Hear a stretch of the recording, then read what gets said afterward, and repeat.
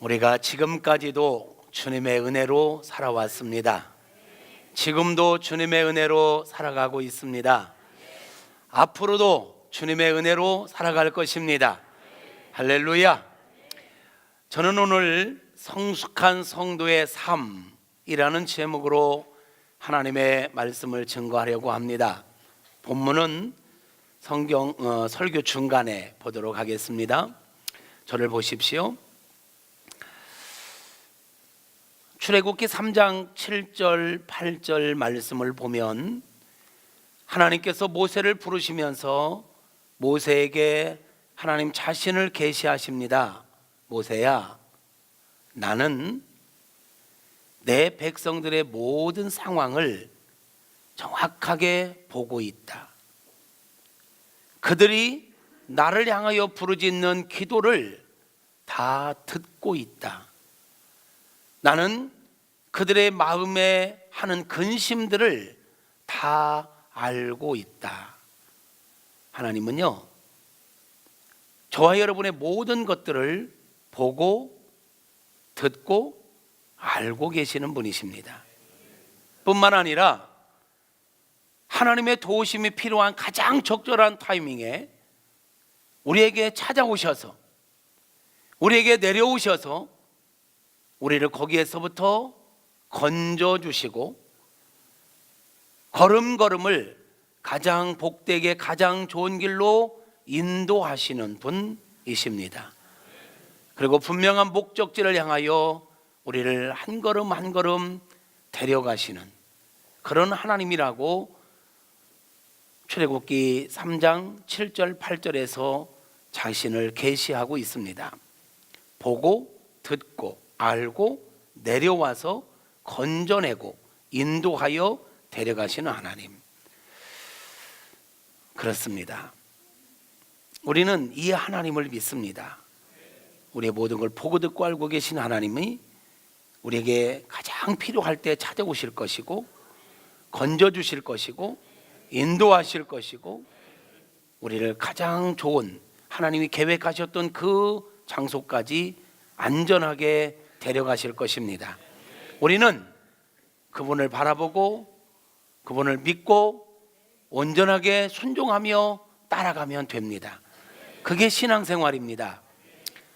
저는 이 하나님의 모습 가운데 특별히 내려오시는 하나님에 대해서 오늘 조금 더 언급하려고 합니다. 하나님께서 우리 인생 가운데 내려오시는, 우리 인생 가운데 임하시는, 우리 인생을 찾아오시는 방법은 때로는 직접 찾아오실 수도 있습니다. 성자 예수님의 모습으로 우리에게 찾아오시기도 했잖아요. 그런가 하면 구약 성경에서는 하나님께서 우리 인생들 가운데 찾아오실 때 자연 현상을 통해서 찾아오셨던 경우들이 많이 있습니다. 때로는 우레의 소리로, 때로는 비로, 때로는 우박으로, 때로는 구름이 가득 채워진 모습으로. 죄인된 인간이 하나님을 직접 뵐 수 없기에 그런 자연 현상들을 통해서 하나님께서 우리들 가운데 임재하셨음을 느끼게 하셨고 때로는 음성으로 말씀을 들려주시기도 하셨지요. 그런가 하면 하나님께서 가장 많이 사용하셔서 우리들에게 찾아오시는 방법이 있는데 그것은 바로 사람을 통해서 우리들에게 찾아오신다라는 것입니다. 때로는 이렇게 목회자를 세워서 목회자의 설교를 통해서 여러분들에게 하시고 싶은 말씀을 하시는 경우들이 대부분입니다. 안 믿으십니까? 여러분 지금 이행규 목사의 이야기를 듣습니까? 저를 통해서 말씀하시는 하나님의 음성을 듣습니까? 이거 분명히 하셔야 합니다. 우리가 신앙생활을 한다면서 다른 것도 아니고 설교 시간에 목회자를 통해서 선포되는 메시지를 인간적인 관점으로 인간의 소리로만 듣는다면 바른 신앙생활을 할 수가 없습니다. 하나님은 이 시간도 주의 종의 입술을 통하여 우리에게 필요한 하늘의 소리를, 하나님의 마음을 선포하게 하시는 줄로 믿습니다. 뿐만 아니라 때로는 지인들을 통해서 우리에게 찾아오시기도 합니다. 지인들을 통해서 찾아와서 위로하시기도 하고, 우리의 손을 잡아주시기도 하시고, 우리를 안아주시기도 하시고, 때로는 책망도 하시지요. 잘못된 길로 갈 때면 그러면 안 돼, 그러면 안 되잖아요. 때로는 자녀의 입술을 통해서 아빠 그건 아니잖아요. 하나님의 음성으로 들어야 합니다, 여러분. 때로는 동료들을 통해서 찾아오기도 합니다. 원래는 우리 사람은 하나님과 소통할 수 있는 존재였잖아요. 하나님의 형상과 모양대로 만들어진 우리는 하나님과 온전하게 소통할 수 있는 존재였지요. 근데 죄로 말미암아 하나님과의 관계가 깨짐으로 하나님의 소리를 듣지 못하게 되었어요. 영안이 어두워지고 영의 귀가 어두워져서 하나님의 소리를 듣지 못하는 지경에 이르렀지요. 그러다 보니까 하나님께서는 때로 사람을 통하여 우리에게 찾아오셔서 사람의 언어로 우리가 가장 정확하게 알아들을 수 있는 표현으로 우리에게 말씀하시고 역사하신다라는 거예요.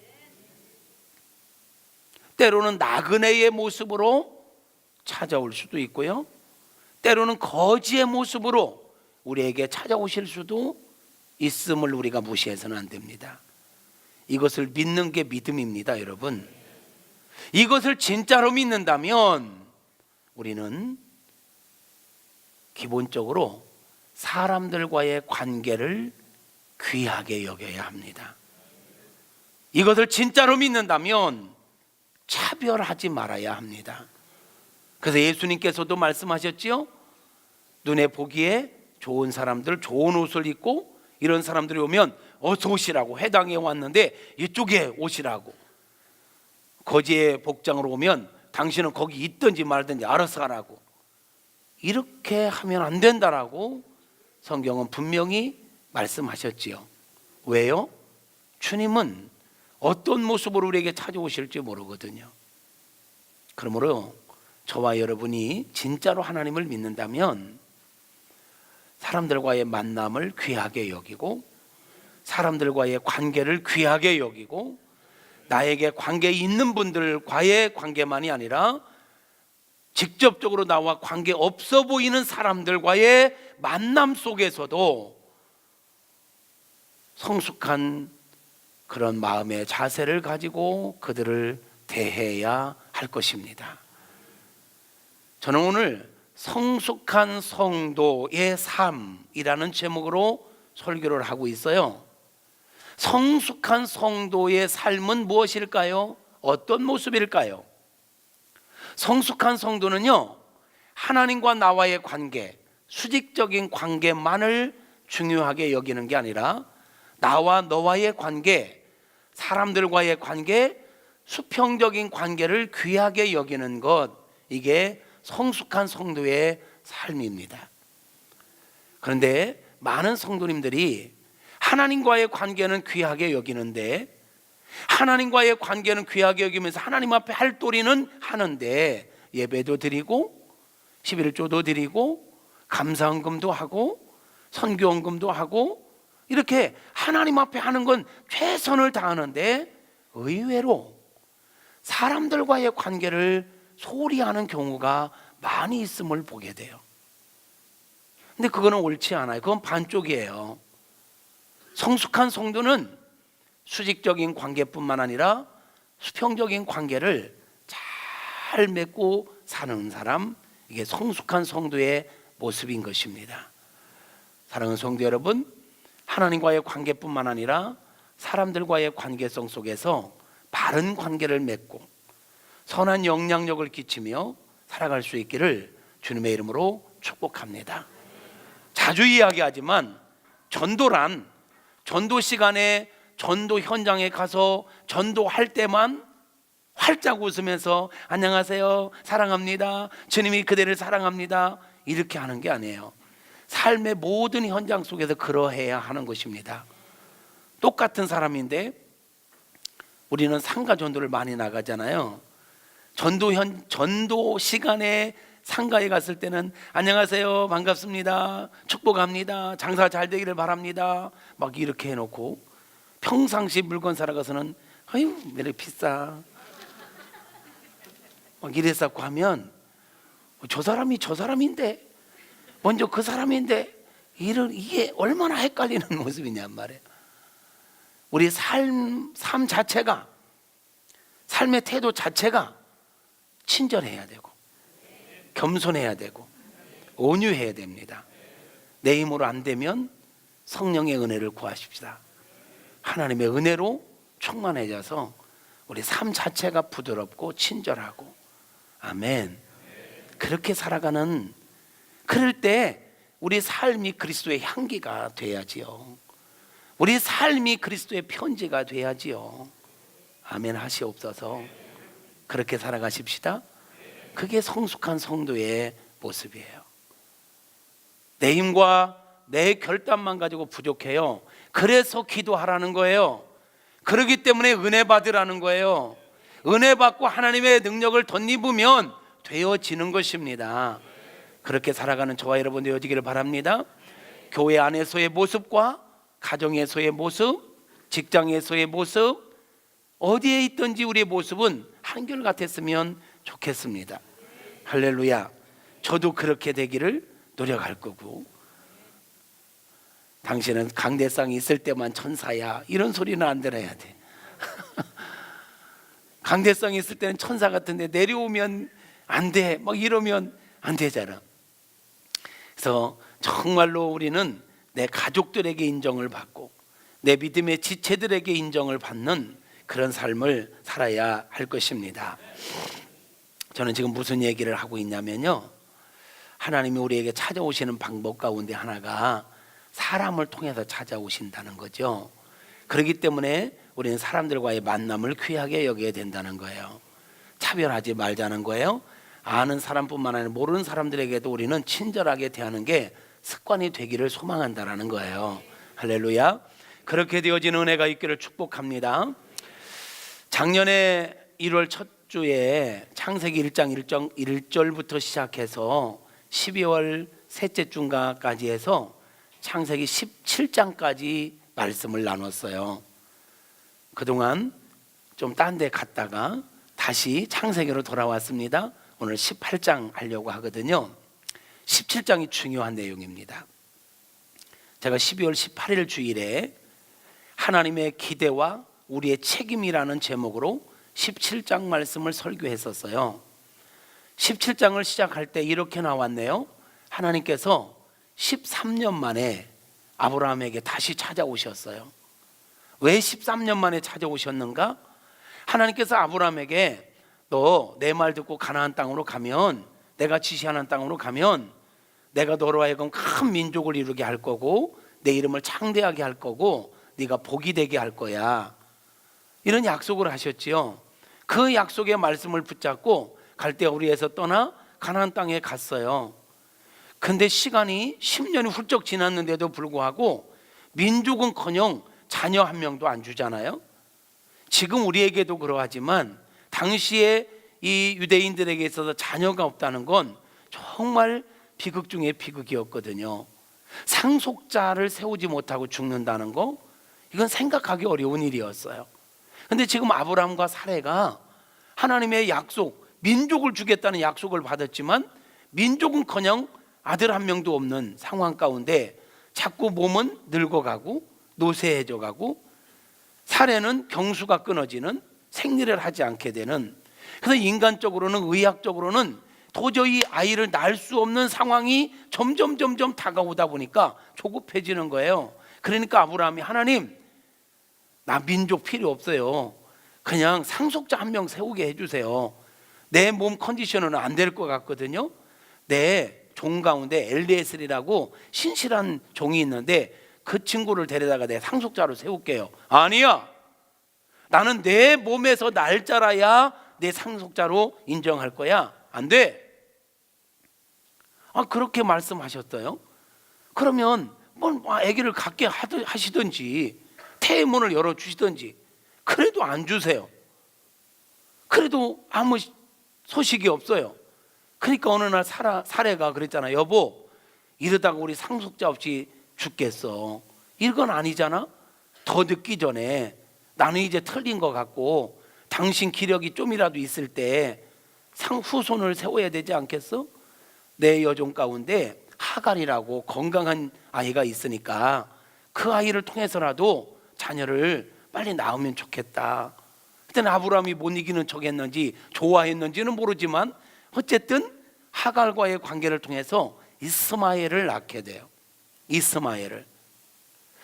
하나님께서 안 돼, 너와 사례를 통해서 내가 너의 후손을 줄 거야, 상속자를 세울 거야 라고 계속 말씀하셨지만 아브라함은 인간적인 생각에 비해서 인간적인 방법으로 후사를 세우기 위해서 몸부림을 치다가 이스마엘을 딱 낳았잖아요.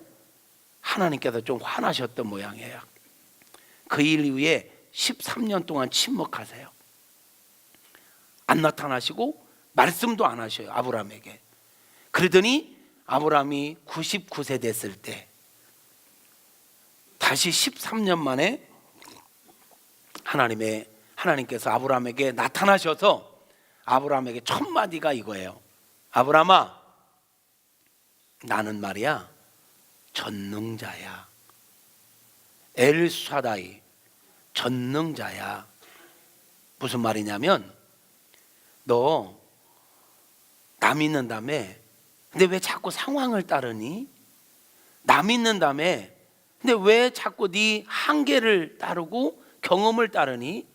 네 상식과 네 경험과 네 한계로는 나이 먹으면 애기 못 낳을 것 같지? 자녀 못 가질 것 같지? 나는 네가 모든 게 끝났다 하는 그 시점에서도 얼마든지 내 약속을 지킬 수 있는 전능자야. 엘샤다이라고 이것을 말씀하세요. 지금 이 말씀은 저와 여러분에게 동일하게 하십니다. 우리가 하나님을 믿노라 하면서도 상황을 믿을 때가 참 많습니다. 환경을 따를 때가 참 많습니다. 내 상식을 따르고 의학적 판단을 믿을 때가 너무 많습니다. 여러분, 우리는 하나님의 말씀을 믿어야 합니다. 하나님의 성품을 믿어야 합니다. 하나님은 전능자십니다. 모든 상황이 끝났다 할지라도, 세상 기준으로는 모든 게 끝났다 할지라도 하나님께서 끝났다고 하지 않으면 안 끝난 겁니다. 요한복음 11장에 나사로가 죽었습니다. 무덤에 묻혔습니다. 부패하기 시작했습니다. 늦게 도착하신 예수님께서는 마르다와 마리아에게 네 오라비의 무덤의 돌문을 열어라. 주님 뭐 하시게요? 벌써 부패했어요. 냄새 나는 거요? 괜찮아. 네가 나를 믿으면 네가 하나님의 영광을 보리라 하지 않았더냐? 믿으면 영광을 보리라. 끝났어요. 죽었다니까요. 부패하기 시작했어요. 그럼 끝난 거예요, 세상적으로는. 그런데 믿으면 하나님의 영광을 보리라. 세상이 끝난, 내 기준으로 모든 거 끝난 그 자리는 하나님께서 다시 시작하는 출발점이 되기도 한다. 왜? 우리가 믿는 하나님 전능자니까. 엘샤다이의 하나님이시니까. 그 하나님을 믿으시길 바랍니다. 포기하지 마세요. 낙심하지 마세요. 절망하지 마세요. 주님이 안 끝났다면 안 끝난 거예요. 저와 여러분에게 찾아오셔서 나는 전능자다. 고로 너는 내 앞에서 완전히 행하라. 이렇게 말씀하셨지요. 여러분, 사람은요, 내가 원하는 내가 있고 하나님께서 원하시는 내가 있어요. 내가 원하는 나, 하나님께서 원하시는 나, 같을 수도 있지만 다를 때가 많아요. 여러분은 지금 여러분이 원하는 나로 살아가고 있습니까? 하나님께서 원하시는 나로 살아가고 있습니까? 그 후로 아무 말이 없었더라. 나는 누구인가? 나는 누구이어야 하는가? 나는 내가 원하는 나로 살아갈 것인가? 하나님이 원하시는 나로 살아갈 것인가? 우리는 선택해야 합니다. 묻습니다. 내가 원하는 나로 살아가는 게 좋을까요? 하나님께 원하시는 나로 살아가는 게 더 좋을까요? 우리가 이론적으로는 너무 잘하는데 그게 말처럼 쉽지는 않지요. 아브람도 그랬습니다. 아브람이 원하는 아브람이 있었고 하나님이 원하시는 아브람이 있었어요. 아브람은 어떻게 하든지 자기가 원하는 아브람으로 살아가고 싶었어요. 근데 하나님은 계속해서 나는 내가 원하는 네가 됐으면 좋겠어 말씀하시거든요. 이 충돌 앞에 계속 부딪히는 거예요. 아브람은 결국 자기가 원하는 대로 방법을 통해서 이스마엘을 낳은 거거든요. 그러니까 하나님께서 이건 아니잖아. 그럴 것 같으면 내가 너를 왜 불렀겠냐? 너는 내가 원하는 나로 살아야 돼. 그러면서 이 17장에 와서 나는 엘샤다이야, 내 앞에 완전히 행하라 하시면서 하셨던 말씀이 너 이름 좀 바꾸자. 아브람에서 아브라함이라 하리라. 아브람은 존귀한 아버지, 아브라함은 열국의 아버지. 자, 여기에 정확하게 나오는 거예요. 아브람이 원하는 아브라함은요, 그냥 민족까지 원하지 않아요. 그냥 상속자 한 명이라도 있으면 좋겠다는 거예요. 상속자 한 명이라도 세워서 그에게 나는 존귀한 아버지로 그냥 끝나면 좋겠다는 거예요. 근데 하나님은 그게 아니에요. 나는 너가 한 사람의 그냥 존귀한 자로 있는 거 원하지 않아. 나는 네가 열국의 아버지가 됐으면 좋겠어. 그래서 아브라함이라 하리라. 하나님의 기대가 그 이름에 담겨 있는 거예요. 하나님은 아브라함이 존귀한 아버지에서, 나밖에 모르는 아버지에서, 내 가족밖에 모르는 아버지에서, 내 중심의 아버지에서 열국의 아버지, 전체를 품는 믿음의 조상이 되기를 원하고 세계 열방 가운데 하나님의 하나님 되심을 드러내는 축복의 통로가 되기를 원하셨다는 거죠. 사례도 마찬가지예요. 네 안에 사례도 이름 바꾸자.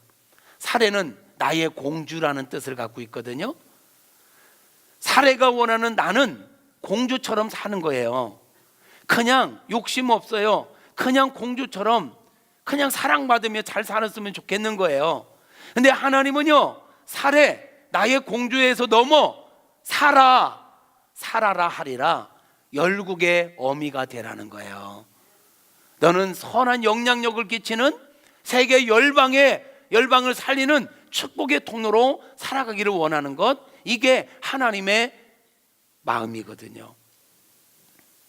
여러분, 지금 저와 여러분에게도 마찬가지입니다. 우리는요, 내 가족, 그냥 나 중심, 이기주의적인 거, 이 땅의 거, 이게 여기에, 이게 내가 원하는 나일 수 있어요. 근데 하나님은요, 우리를 나 중심이 아니라 이타적인 삶, 헌신하는 삶, 하나님의 영광을 위하는 삶, 이 땅이 아니라 영혼의 때를 바라보는 그런 삶을 살라고 도전하시거든요.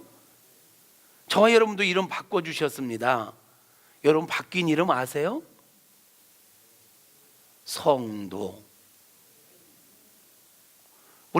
저는 이행규이지만 하나님께 저에게 주신 또 다른 이름 성도입니다. 구별된 자. 아브람은 아브람이라고 부르다가 너는 이제 아브람이 아니야, 존귀한 아버지로 끝나면 안 돼, 너 이름 자체를 바꿔 아브라함, 열국의 아버지. 그래서 이름을 들을 때마다 나는 열국의 아버지야, 이 마인드를 가지라는 거예요. 이 마인드와 이런 모습으로 살라는 거예요.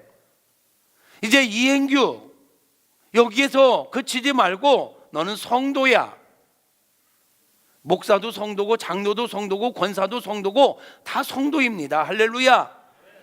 하나님은 저와 여러분이 세상에서 구별된 자로, 거룩한 자로 이 시대를 본받는 자가 아니라 이 시대를 거슬러 올라가며 하나님의 하나님 되심을 만방에 나타내는 거룩한 성도로 살아가기를 원하십니다.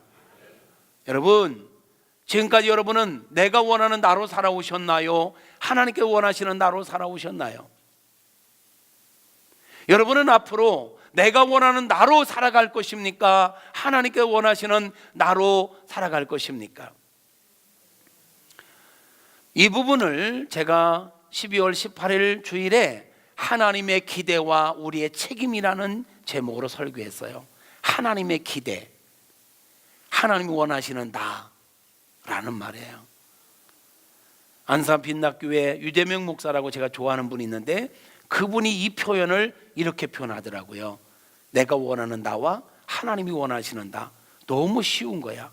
그래서 제가 지금 공개했으니까 표절 의혹에 걸리지는 않겠죠? 네, 여러분 생각하십시오. 내가 원하는 나, 하나님이 원하시는 나. 나는 누구인가? 나는 누구이어야 하는가? 나는 무엇으로 살아가야 하는가? 하나님이 원하시는 나를 알고 하나님이 원하시는 나로 살아간다면 인생의 가장 안전하고 행복하고 가치 있는 삶이 될 줄로 믿습니다. 그렇게 살아가는 저와 여러분 될 수 있기를 축복합니다. 내가 원하는 나로 살아가기 위해서는 아브라함이 아니라 아브라함으로 살아가기 위해서는 할 게 있다. 할례를 받으라.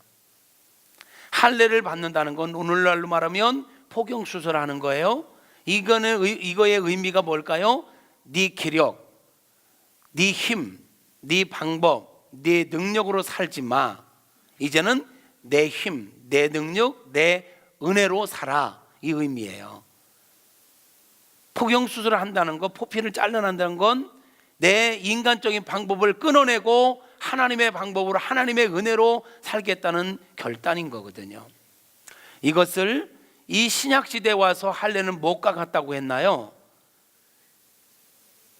12월 달 설교였습니다. 세례입니다. 세례. 구약의 할례는 오늘날 우리로 표현하면 세례와 같은 의미인 것입니다. 세례가 뭡니까? 인간 나는 죽고 예수 안에서 나는 거듭나 하나님의 자녀로 살아가기로, 인간적인 의욕, 욕심 모든 것들은 내려놓고 하나님의 은혜를 덧입어 살아가기로 작정하는 것, 결단하는 것, 이게 세례잖아요. 이렇게 살아가라는 거예요. 그래서 아브라함이 그 말씀을 듣고 즉시 자기를 비롯해서 집안에 있는 모든 남자들 다 할례를 행합니다. 그때도 말씀드렸지만 이거 쉬운 일이 아니었어요. 그때 당시에 이들의 삶 속에 조금만 틈이 보이면 적들이 그냥 와 짓밟는 시대입니다. 모든 집안의 남자들이 할례 받고 다 누워 있다? 이건 다 짓밟힐 수 있는 가능성이 있는 거거든요. 근데 아브라함은 엘샤다이, 전능자 하나님을 믿기 시작한 거예요. 우리가 말씀에 순종하여 다 누워 있어도 하나님이 지키시리라. 하나님이 지키신다는 믿음이 있어야 순종하는 것입니다. 하나님 말씀 앞에 순종하는 저와 여러분일 수 있기를 축복합니다. 그렇게 이제 할례를 받고 나서 이제 본격적으로 하나님의 사람으로 성숙한 성도로 살아가는 게 무엇인지를 보여주는 게 18장에서 소개되는 거예요. 이제 본문 볼까요? 창세기 18장 1절부터 8절까지. 이 시간에는 우리 일어나지 말고 그냥 읽읍시다. 창세기 18장 1절부터 8절을 함께 읽겠습니다. 시작. 여호와께서 마므레의 상수리 나무들이 있는 곳에서 아브라함에게 나타나시니라. 날이 뜨거울 때에 그가 장막문에 앉아 있다가 눈을 들어본즉 사람 셋이 맞은편에 서 있는지라. 그가 그들을 보자 곧 장막문에서 달려나가 영접하며 몸을 땅에 굽혀 이르되 내 주여 내가 주께 은혜를 입어 싸우면 물을 조금 가져오게 하사 당신들의 발을 씻으시고 나무 아래서 쉬소서. 내가 떡을 조금 가져오리니 당신들의 마음을 상쾌하게 하신 후에 지나가소서. 당신들이 종에게 오셨음이니이다. 그들이 이르되 내 말대로 그리하라. 아브라함이 급히 장막으로 가서 사라에게 이르되 속히 고운 가루 세 서알을 가져다가 반죽하여 떡을 만들라 하고, 아브라함이 또 가축대에 있는 곳으로 달려가서 기름지고 좋은 송아지를 잡아 하인에게 주니 그가 급히 요리한지라.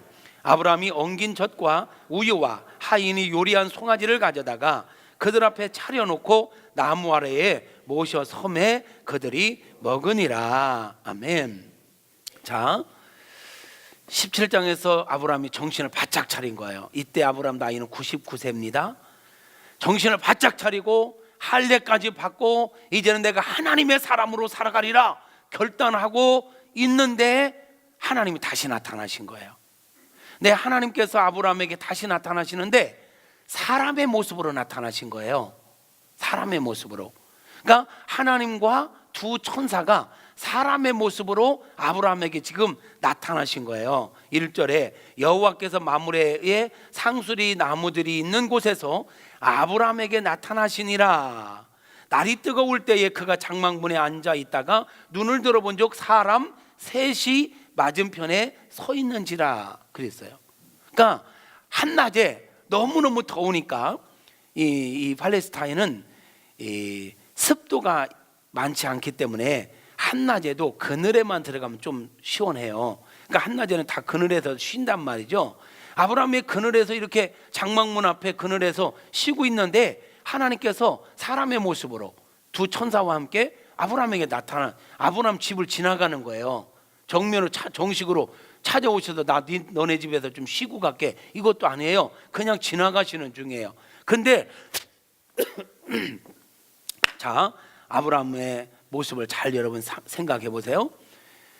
그 나그네 세 명이 지나가는 모습을 보자마자 아브라함이 달려나가서, 그죠? 달려나가 2절 끝에 보니까 장막문에서 달려나가 영접하며 몸을 땅에 굽혀. 아는 사람들도 아니야. 그리고 아브라함은 지금 99세 고령이요. 그리고 한 집안의 족장이요.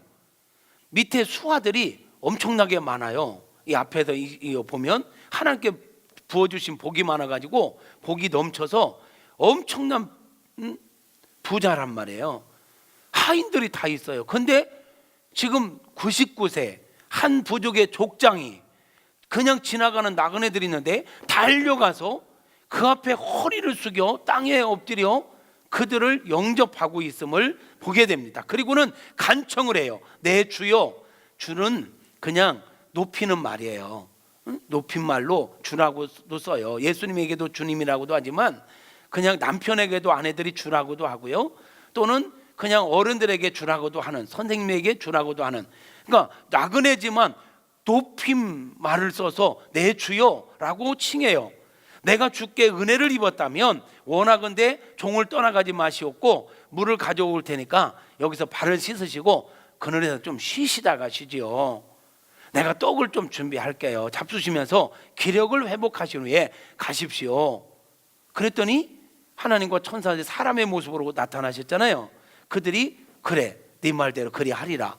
그랬더니 아브라함이 너무 좋아하면서 막 지금 상황을 보면요, 막 뛰어다니는 모습이 보는 거예요. 뛰어다니는 뭐가 그렇게 좋은지 아브라함이 막 뛰어다니면서 집에 가서 아내 불러요. 여보 귀한 손님들이 오셨어요. 빨리 떡 좀 만들어요. 떡 좀. 그리고는 막 또 뛰어가 가서 기름지고 살진 송아지, 말로 비틀어진 것도 아니야.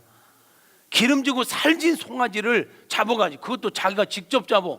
하인들 시킬 수도 있잖아요. 자기가 직접 잡아다가 하인에게 주면서 이것 갖고 요리해. 이래요. 여러분 지금 아브라함의 모습이 어떤지 상상이 되십니까? 전혀 낯선 사람이에요. 근데 그렇게 기쁨으로 마지못해서 하는 게 아니야. 지금 그렇게 기쁨으로 막 달려다니면서 최선을 다해서 음식을 준비하고 겸손한 마음으로 그들을 섬기고 자원하여 기쁜 마음으로 선대하고 있는 것을 보게 돼요. 그래서 음식을 다 했더니 8절 보니까 뭐라고 얘기하나요? 아브라함이 엉긴 젖과 우유와 하인이 요리한 송아지를 가져다가 그들 앞에 차려놓고 나무 아래에 모셔 섬에 그들이 먹으니라. 자, 그늘 아래 지금 막 상을 거하게 차린 거예요. 살진 소 잡아서 이 나그네가 지나간다고 송아지를 잡어. 이렇게 해가지고 지금 그늘 아래서 상을 차렸는데 모셔 섬에라는 단어를 보니까 이게 어떤 의미냐면 웨이터들이 말이죠, 손님들 할 때 옆에서 서빙하는 거예요. 탁 서서 손님 필요하신 거 있습니까? 네, 알겠습니다. 이런 모습, 이게 모셔 섬해야. 지금 아브라함이 누구라고요? 99세 고령이에요. 한 부족의 대단한 족장이에요. 이들이 지금 아는 사람들도 아니에요. 지나가는 나그네예요. 지나가는 나그네를 청해서 막 뛰어다니면서 이렇게 상을 차려갖고 하인들을 시킨 것도 아니고 자기가 딱 서서, 분명히 손도 이렇게 했을 것 같아. 아니면 어쩔 수 없고 딱 모셔섬에 이렇게 공손하게 진심으로 이들을 섬기고 있는 모습. 저는 지금 이 부분을 어떤 관점에서 얘기하고 있죠? 하나님의 사람으로 살기로 작정한 아브라함이 17장에서 그렇게 결단 할례까지 하면서 결단한 아브라함이 삶의 현장으로 돌아와서 첫 번째 성도의 삶으로 살아가는 모습을 표현하고 있는 게 지금 이 모습이란 말이에요. 이거 뭘 얘기하는 거죠? 성숙한 하나님의 사람들은 하나님과의 관계만 귀하게 여길 게 아니라 사람들과의 관계를 귀하게 여겨야 된다라는 것을 말씀하고 있는 거예요. 아브라함이 지금 이렇게 하고 있는 모습을 보면서 우리가 삶의 현장 속에서 사람들을 어떻게 대해야 할지 답이 나오잖아요. 여러분은 어떻게 살아오셨나요? 여러분은 사람들을 어떻게 대하고 계시나요? 성경은 고아와 과부와 나그네와 약자들을 섬겨라, 보호하라, 많은 부분에서 말씀합니다. 그들을 돕는 건 가진 자의 사명입니다. 오프라 윈프리가 얘기한 것처럼 내가 남보다 많이 가졌다는 건 축복이 아니라 사명이다. 하나님께 나에게 다른 사람보다 더 많은 지식을 갖게 했다, 물질을 갖게 했다, 건강을 갖게 했다. 이것은 나만을 위해서 쓰라는 게 아니라 그러지 못한 자들에게 나눠주라고, 흘려보내는 삶을 살라고 주신 사명이다. 오프라 윈프리의 얘기죠. 100% 동의합니다. 하나님께서 우리에게 주신 것 가지고 약자들을 섬기는 것 당연한 것입니다. 할렐루야. 그런데 말이에요, 저는 이 말씀을 묵상하면서 왜 하나님께서는 그렇게 약자들에게, 심지어는 나그네들에게까지도 이렇게 선대하라고 말씀하셨을까에 대해서 묵상을 해봤네요. 나그네, 고아와 과부, 약자들은 내가 뭔가를 많이 섬겨도 그들이 나에게 다시 되갚을 수 있는 형편의 사람들이 아니지요. 어쩌면 나그네는 그냥 스치고 지나가는 그냥 그런 인물일 수 있어요. 그런데 말이에요, 그렇게 내가 뭔가를 했지만 되갚을 수 없는 사람, 우리는 보통 대인관계 이걸 계산하잖아요. 내가 하나 주면 저 사람이 나에게 뭔가 갚을 거야. 이거 계산이 돼야 밥도 한 그릇 사는 거고 보통 관계를 맺지 않습니까? 일반적으로. 안 그런 척 했더래요. 안 그런 척 하지만 솔직히 우리가 그런 마음들이 많잖아요. 근데 성경은 약자, 보상할 수 있는, 되갚을 수 있는 자들이 아니에요. 근데 그들에게 섬기라는 거예요. 그럼 더 이상은 없는 거예요. 그러면 그들만 섬기라고 했을까요? 그들에게만 해야 될까요? 되갚을 수 없는 자에게 어떤 유익, 어떤 이런 사심이 없이 그냥 섬기고 그냥 지나가고 말 사람에게도 섬긴다면 나와 함께하는 가족, 인생의 동반자요 사역의 동역자인 우리 사랑하는 지체들, 내 주변에 있는 사람들과는 더더욱 잘해야 되지 않을까요? 아니 전혀 관계없는 이들에게 이 정도 한다면 굳이 성경에서 네 가족들에게, 네 지체들에게, 네 이웃들에게 잘해라 말하지 않아도 이건 당연히 해야 될 거 아니겠냐고요. 그러지 않나요?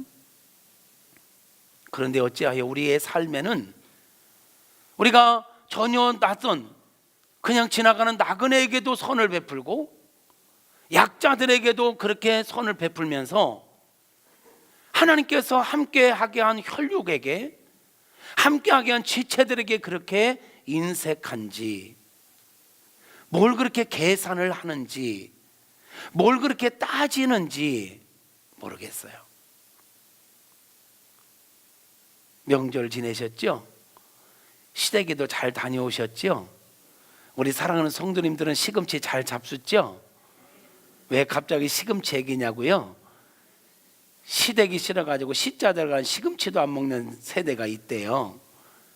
이게 옳습니까? 시금치를 왜 안 먹어요? 이게 갑자기 시금치 장사가 됐는가? 나그네에게도 선을 베푸는데 시댁에 왜 못해? 더 잘해야지. 이게 아멘에 힘이 없는 거 봐. 이거 지금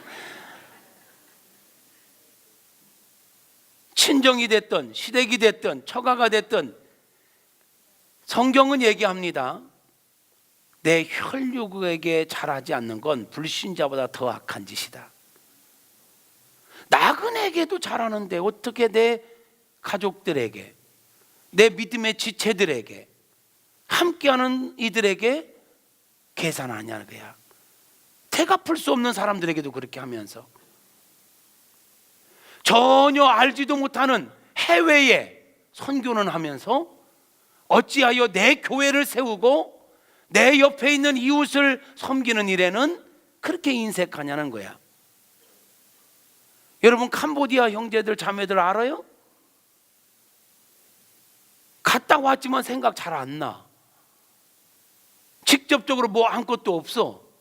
그렇지만 우리가 해.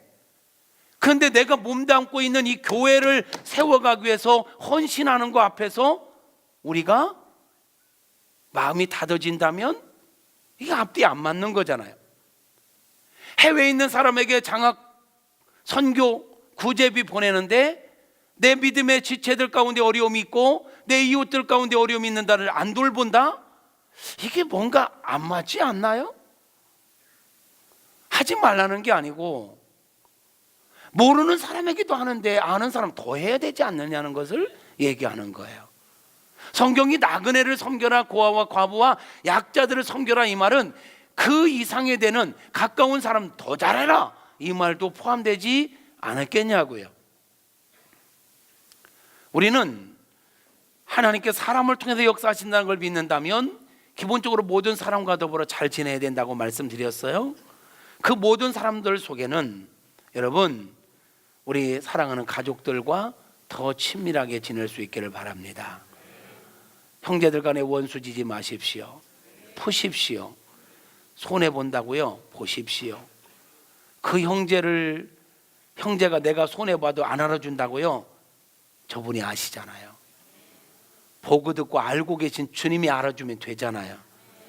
주님이 갚아주시면 되잖아요. 돈 몇 푼 때문에 형제들과 의상해서 지내지 마십시오. 먼저 손 내미십시오. 바보란 소리 들어도 괜찮아요? 기꺼이 주님의 사랑을 실천하기 위해서라면 기꺼이 손해보는 거지요. 이게 성도의 삶이죠. 이게 성숙한 성도의 삶이지요. 사랑하는 성도 여러분, 우리 모든 사람과 더불어 화목하게 지낼 수 있기를 축복합니다. 히브리서 12장 4절 이하에서는 화평함과 거룩함이 없이는 주님을 볼 수 없다 그랬거든요. 우리가 사람들과 화목하지 않고 거룩하지 않으면 주님을 볼 수 없대요. 성도들 간에 의가 상해서 앞에서는 아이고 장로님, 아이고 권사님, 아이고 집사님 해놓고 뒤돌아서면 아이 10원짜리 10원짜리 이러면 되겠습니까? 모든 사람과 더불어 화평하게 지내라. 그러기 위해서는요, 화목하게 지내기 위해서는요, 나와 다름을 인정하는 것부터, 있는 모습 그대로 용납하는 것부터. 부부간에도 마찬가지예요. 서로의 다름을 인정하고 용납할 때 사랑할 수 있어요. 성도간에도 그래요. 서로의 다름을 인정하고 용납하는 것부터 화목할 수 있는 거예요. 우리 서로가 다 달라요? 달라도 너무 달라요. 그래도 우리 교회는 성도들에게 상처받은 분들이 별로 없어서 너무 달라요 이러지, 상처 많이 받은 분들은 달라도 너무 달라요 이래. 상처가 있다는 얘기지. 다르고 말고. 저도 이렇게 목사로서 우리 성도님들 보면 일하는 것도 다 스타일이 달라. 어떤 분들은 일하는데 일 하나 하려면 막 시끌벅적해, 막 동서남북 좌충우돌 막 정신이 하나도 없어. 열심은 끝내주는 열심이야. 그 열심은 누가 쫓아가. 근데 막 정신이 하나도 없어. 주변 사람들 막 다치거나 말거나 막 자기 계획대로 밀어붙여야 일이 돼. 그래서 사람들은 왜 저런다냐, 열심히 좋은데 왜 저런다냐. 그러지 않으면 일이 안 돼. 그렇게 막 눈치 안 보고 밀어붙이니까 그만큼 일을 해내는 거예요. 그래요. 어떤 사람은 너무 눈치를 많이 봐. 이러면 이 사람 걸릴 것 같고, 이러면 이 사람 걸릴 것 같고, 이래서 못하고 저래서 못하고 그냥 있자. 이러면 이게 돌아가겠어요? 안 돌아갑니다. 그래서 좀 그냥 스타일대로 일하도록 좀 기다려주면 안 돼? 내가 또 한 번 얘기할게. 그런 사람과 맨날 살라고 않고 어쩌다가 한 번 보는데 감사해야지. 도대체 답이 안 나오는 사람하고 살라고 했어 봐. 가족으로 묶어놨어 봐. 얼마나 힘들겠어요. 근데 그 가족들은 다 잘 살아. 일주일에 한 번, 한 달에 한 번, 어쩌다가 분기에 한 번 일할 때 부딪히는 거, 그까짓 거 눈 한번 질끈 감았다 뜨면 지나가는데 뭘 그거 갖고 이러냐고. 용납하십시오. 이해하십시오. 그래서 복음성가 유명한 게 있잖아. 잘난 사람 잘난 대로 살고, 못난 사람 못난 대로 살도록 냅두는 거야. 할렐루야. 오늘 이 설교에 자유할 사람들 많네. 근데 그냥 확 자유해버리면 안 돼요 여러분. 가장 이상적인 건 균형이에요. 균형. 막 나가던 사람 조금만 절제해 주시옵소서. 제가 지금 이 설교하면서 얼마나 가슴이 떨리는 줄 아십니까? 소심한 사람들 조금만 하시옵소서. 그래야지. 목사님 설교도 못 들었어? 왜 잔소리야? 이해하라겠잖아. 이렇게 해서 막 가면 대책이 안 서. 조금만 맞춥시다. 귀 있는 자는 들을지어다. 할렐루야. 그래, 막 가지 말고 균형을 이루면서 함께 만들어가는 거예요. 교회 일은 너무 잘하지 않아도 괜찮아. 바르게 하면 돼. 너무 잘하려고 하지 말고, 잘하려고 하다 보면 내 욕심이 들어가고 인간적인 방법이 들어가고 막 변칙이 들어갈 수도 있어. 근데 바르게는 절대로 변칙 쓰지 않아. 하나님의 뜻, 하나님의 원칙. 교회 일을 좀 못하면 어때? 다시 가장 이해하기 쉽게 주방으로 가겠습니다. 음식 좀 맛없으면 어때? 한 끼 먹는 거.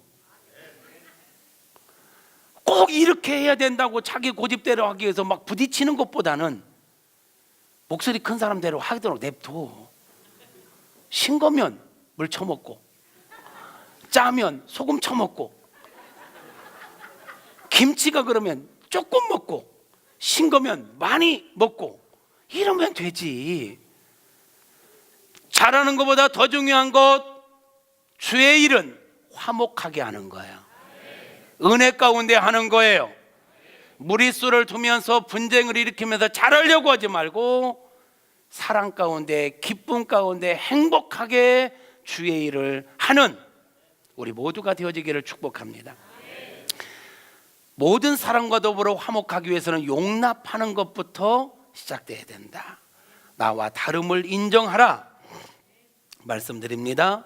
두 번째로는요, 우리가 정말 하나님이 사람을 통해 역사하심을 믿는다면 기회 있는 대로 선을 행하십시오. 아브라함이 지나가는 사람들에게 쫓아가서 이렇게 선을 베푸는 것처럼 기회 주어지는 대로 선을 베푸십시오. 그런데 요즘 잘 하셔야 합니다. 막 이 말씀 듣고 은혜 받고 그냥 오늘부터 내 앞에, 우리 집 앞에 지나가기만 해봐라. 내가 그냥 안 돌려보낸다. 그리고 막 가서 막 붙잡고 끌고 차 한잔을 오해받습니다. 큰일 날 수가 있습니다. 고소당할 수가 있습니다. 분별하면서 하셔야 합니다. 제일 안전하게 지혜롭게 일을 할 수 있는 방법 가운데 하나가 교회를 통해서 하는 것입니다. 교회에 구제 헌금을 하면 그렇게 흘러갑니다. 장학 헌금을 하면 그렇게 흘러갑니다. 선교 헌금을 하면 그렇게 흘러갑니다. 교회를 교회되게 세우면 그 역사들을 더 멋지게 감당할 수 있습니다. 교회와 함께 하는 것 지혜입니다. 그리고 규칙적으로 할 수 있습니다. 나그네만 섬긴다, 어려운 사람만 섬긴다. 근데 의도적으로 안 쳐다보면요 1년 내내 한 명도 못 만나. 그런데 규칙적으로 정기적으로 우리가 적든 크든 교회와 함께하면 우리가 이 아름다운 마음을 계속 흘려보내며 살 수가 있다. 기회 있는 대로 가족들에게, 사랑하는 믿음의 지체들에게, 직장 동료들에게, 우리 학생들은 친구들에게, 또 우리가 사는 지역 동네에서 이웃들과 관계 속에서 하나님의 은혜를 흘려보내며 사는 저와 여러분 되어지기를 축복합니다. 선을 행하되 낙심하지 말라 했어요. 우리가 그렇게 하다 보면 참 이 시대는 말이죠, 아브라함처럼 정말 그냥 지나가는 사람이지만, 그냥 별로 관계도, 쉽게 표현하면 관계도 없는 사람이지만 적극적으로 이렇게 선을 베풀고 겸손한 마음으로 대하고 이러면 때로는요 성숙한 사람들은 말이죠, 우리가 성숙한 모습으로 이렇게 섬기면 그 가치를 알아주는 성숙한 사람들이 있지만 고개 숙여주고 섬겨주면, 딱 모셔 서주면 진짜 자기보다 한참 못나서 그러는 줄로 알고 바보처럼 생각하는 경우들이 있더라고요. 해보니까 깍듯이 인사해주고 정말 절대 이렇게 존칭 써주고 이러니까 이 사람 우습게 여기는 경향이 있더라고요. 그래도 하는 거예요. 히브리서 13장에서 그랬죠. 너희가 선을 행하다 낙심치 않기 위해서는 자기를 배반한 자들 이같이 참으신 예수를 생각하라. 예수님도 무시를 받고 예수님도 모욕을 당하고 침뱉음을 당하고 십자가에 죽기까지 하셨는데 나까짓 게 조금 무시받으면 어때? 나까짓 게 좀 바보 취급받으면 어때? 바보 아니면 됐지. 할렐루야. 주님의 이름으로 선을 행하되 낙심하지 말고 꾸준하게 행하며 살아가는 저와 여러분이었으면 좋겠습니다. 그렇게 살아가는 저와 여러분 되어지기를 주님의 이름으로 축복합니다. 내가 원하는 내가 아니라 하나님께서 원하신 나로 살아가는 저와 여러분이 될 수 있기를 바랍니다. 하나님은 저와 여러분이 축복의 통로로 살아가기를 원하십니다. 나만을 위해서, 내 가족만을 위해서, 우리 교회만을 위해서 사는 게 아니라 이타적인 삶, 헌신적인 삶, 열방을 위하는 삶을 살아가기를 원하시는, 축복의 통로로 살아가기를 원하시는 하나님의 마음을 헤아려 축복의 통로로 살아가는 저와 여러분 모두가 되어지기를 주님의 이름으로 축복합니다. 할렐루야. 성숙한 성도는 수직적인 관계뿐만 아니라 수평적인 관계를 잘 맺는 사람이다. 하나님 앞에 열심히 하는 것 좋습니다. 내 가까이 있는 여러분, 우리에게 있어서 가장 귀한 사람은 지금 바로 여러분 옆에 있는 사람이 가장 귀한 사람입니다. 황금과 수많은 금들 가운데 최고의 금은 지금입니다. 지금부터 가까이 있는 사람에게 말 한마디라도 따뜻하게 하시고 용기를 주시고 격려하시고 손 한번 잡아주시는 그런 아름다운 역사, 아름다운 삶을 실천하며 사는 저와 여러분이었으면 좋겠습니다. 찬양할까요?